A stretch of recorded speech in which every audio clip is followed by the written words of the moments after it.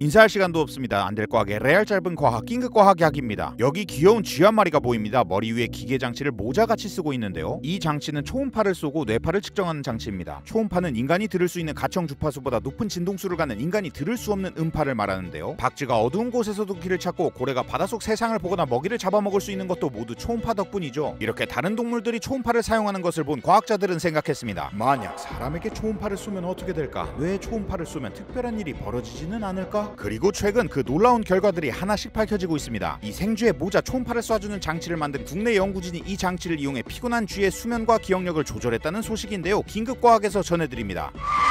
초음파를 머릿속 뇌에 쏜다는 것이 이상하게 들릴 수도 있습니다. 보통 초음파 하면 임산부 배 안에 있는 태아를 볼 때 쓰는 초음파 사진 같은 걸 떠올릴 텐데요. 이렇게 초음파는 오래전부터 진단이나 미용기기에서 주로 이미징 영역에서 먼저 사용되어 왔습니다. 그러다 최근 초음파가 재활이나 치료에도 효과적이라는 점이 밝혀지면서 의학기술의 새로운 옵션으로 연구되고 있는 것이죠. 그 중에서도 가장 기대되는 분야는 뇌과학 분야, 뇌의학기술 분야입니다. 우리가 뇌에 대해서 아는 것도 많지만 뇌는 여전히 인류에게 미스터리하고 다루기 어려운 부위입니다. 두개골이라는 단단한 뼈 안에 안전하게 자리 잡고 있어 뇌에서 일어나는 일들을 직접 확인하기 어렵고 워낙 복잡하게 얽혀 작동되기 때문에 뇌 연구가 쉽지 않죠. 그리고 이 뇌 안에는 신경세포들이 있어 서로 전기 신호를 주고받는데 연결에 이상이 생기거나 신호가 사라지면서 각종 질환들이 발생합니다. 이렇게 오류가 난 신경세포를 자극하고 되돌리기 위한 방법으로 초음파가 연구 대상으로 떠오르게 됩니다. 초음파는 태아를 관찰할 때 쓸 정도로 안전한 데다가 인체 깊숙이 전달되면서 동시에 특정 부위에 어느 정도 집중적으로 쏘는 것이 가능합니다. 그리고 기존의 다른 방식을 이용해 뇌에 전기 자극을 주기 위해서는 직접 두개골을 열어 뇌 안에 칩이나 전극을 심어야 했는데요. 초음파를 쏘면 수술할 필요도 없고 아프지도 않아요. 그러다 보니 많은 연구자들이 초음파를 이용한 치료 기술 개발에 도전했고 뇌를 포함한 인체 여기저기 그리고 동물에게도 초음파를 쏘는 연구가 활발히 진행되고 있습니다. 이 연구에 쓰이는 기술을 전문용어로 저강도 집속 초음파 치료 기술이라고 부르는데요. 이 초음파 기술을 활용해 알츠하이머, 파킨슨병, 간질, 비만, 관절염 등의 증상이 나아졌다는 연구들이 하나둘 나오게 됩니다. 2018년에는 뇌졸중으로 마비가 온 실험용주에게 초음파를 쏴 일부 운동 능력을 회복시키는 데 성공했고 2021년에는 알츠하이머 환자에게 초음파 자극을 준 결과 기억력과 인지 능력이 약간 상승하는 것을 확인하기도 했죠. 이렇게 몇몇 긍정적인 임상 사례가 있기는 하지만 앞으로 해결해야 할 이슈들도 많습니다. 그래서 여러 검증을 위해 현재는 동물 실험에서 안전성과 유효성을 테스트하고 있는데요. 지금까지의 실험은 주로 생쥐에게 짧은 시간 동안 초음파를 쏜 뒤 반응을 보거나 마취시킨 뒤 여러 차례 초음파 자극을 주고 장기적인 반응을 보는 방식으로 이뤄졌습니다. 그런데 초음파 소자의 크기와 부피가 컸기 때문에 쥐를 고정해야 했고 또 작동할 때 나오는 잡음 때문에 초음파 자극을 주면서 동시에 생체 신호를 측정하는 것도 어려웠죠. 그러다 2019년 카이스트 이현주 교수 연구팀은 쥐 머리 위에 올려놓을 수 있을 정도로 작고 가벼운 초소형 초음파 소자를 개발하는 데 성공하는데요. 초음파를 쏘는 동시에 쥐의 생체 반응을 실시간으로 확인할 수 있는 시스템을 마련했습니다. 무게는 1g 미만으로 중심 주파수, 크기, 초점거리, 초음파 색이 모두 생쥐 맞춤형으로 제작했는데요. 기존에 개발된 소형 초음파 소자들과는 다르게 실리콘과 금으로만 이루어져 있어 재료를 구하기 쉽고 다른 신호 노이즈가 발생될 확률이 적죠. 그리고 단순히 정보를 받아들이기 위한 소자가 아닌 자극을 하기 위해 최적화된 소자로 개발되었다는 특징이 있습니다. 이렇게 새롭게 개발한 초소형 초음파 소자와 시스템 덕분에 연구팀은 자유롭게 움직이는 생쥐 머리 위에 장치를 올려놓고 더 긴 시간 동안 초음파 자극을 주며 동시에 반응과 뇌파를 측정할 수 있었습니다. 그로부터 3년이 지난 2022년 10월 이현주 교수 연구팀은 한국뇌연구원 김정현 박사 연구팀과 어드밴스드 사이언스에 초음파 자극이 수면과 단기 기억력에 어떤 영향을 미치는지에 대한 새로운 연구 결과를 발표하는데요. 이 연구에서는 잠이 부족해 피곤하고 예민한 수면 부족 생쥐에게 장치를 붙였습니다. 이 장치는 생쥐가 잠에 들면 뇌파를 측정해 수면 상태를 분석하고 이에 따라 초음파 자극을 주는 장치인데요. 이 장치를 쥐에게 씌워줍니다. 이게 말로는 참 간단한데 쥐라는 녀석들은 몸에 붙은 모든 물건을 떼낼 수 있는 특수 능력이 있어서 이거 붙이는 작업이 쉬운 작업이 아닙니다. 아무튼 가까스로 쥐에게 이 맞춤형 페루프 자극 시스템을 장착한 뒤에 초음파 자극을 하루 주고 어떤 변화가 나타나는지를 3일 연속으로 모니터링했습니다. 뇌파는 6초에 한 번씩 측정했는데 측정한 뇌파를 보고 렘 수면 상태와 비렘 수면 상태를 구분할 수가 있었죠. 여기서 렘 수면이란 분명 자고 있는데도 눈동자가 이리저리 빠르게 움직이면서 깨어있을 때와 비슷한 뇌파가 나오는 수면 주기의 한 단계로 렘 수면 상태인 사람을 깨우면 꿈을 꾸고 있었다고 대답하는 경우가 많은데요. 이 시기가 기억 형성과 밀접한 관련이 있을 것으로 보인다는 연구 결과들이 있죠. 그래서 연구진은 모니터링한 뇌파를 바탕으로 쥐가 비렘 수면에 들어가는 시기를 포착해 렘 수면 사이클과 연관된 부위인 전전두엽 피질에 초음파 자극을 주었습니다. 그 결과 초음파 자극만으로 쥐의 렘 수면이 증가하고 단기 기억력까지 유지되는 결과가 나타났습니다. 잠이 부족한 쥐라면 렘 수면이 부족하고 이에 따라 단기 기억력도 낮아질 가능성이 높은데 초음파를 쏘아 렘 수면을 유도한 덕분에 기억력을 보호하는 효과가 나타난 셈이죠. 재밌는 결과입니다. 하지만 아직 해결해야 할 해결할 문제들도 있습니다. 연구팀의 초음파 시스템을 전두엽 피질의 넓은 부위에 쏘았기 때문에 정확히 어느 신경 경로를 자극한 것인지 찾기 어려웠는데요. 이거 마치 플레이 방법을 제대로 알지 못하는 버튼으로 조작하는 게임을 하는데 손가락이 너무 굵어 여러 버튼을 막 한 번에 눌렀는데 어찌저찌 이기기는 했는데 뭘 눌러서 필살기가 나갔는지 모르는